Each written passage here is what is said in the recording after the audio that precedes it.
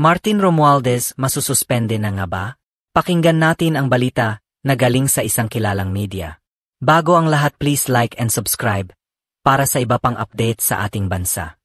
Ombudsman napatawan ng preventive suspension si House Speaker Martin Romualdez at 3 ibang mambabatas kaugnay sa enrolled bill ng 2025 national budget. Base sa mosyon ng isang mambabatas at ilang pang personalidad, nasa mataas na posisyon na may kakayahan at impluwensya ang mga respondent.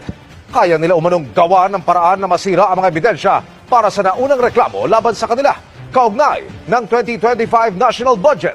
Bago nito, sinampaan sila ng graft complaint dahil sa umano'y mahigit 200 bilyong pisong isiningit sa budget gamit ang mga iniwang blanco sa Bicameral Conference Committee report. Sinusubukan ng GMA Integrated News na kunan ng pahayag si Romualdez at ang iba pang inireklamo pero wala pa silang tugon. Hiniling sa Ombudsman na patawan ng preventive suspension si House Speaker Martin Romualdez at 3 ibang mambabatas kaugnay sa enrolled bill ng 2025 national budget. Base sa mosyon ng isang mambabatas at ilang pang personalidad, nasa mataas na posisyon na may kakayahan at impluwensya ang mga respondent. Kaya nila umanong gawa ng paraan na masira ang mga ebidensya para sa naunang reklamo laban sa kanila kaugnay ng 2025 national budget.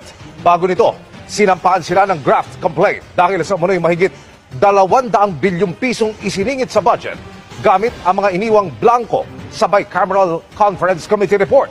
Sinusubukan ng GMA Integrated News na kunan ng pahayag si Romualdez at ang iba pang inireklamo pero wala pa silang tugon.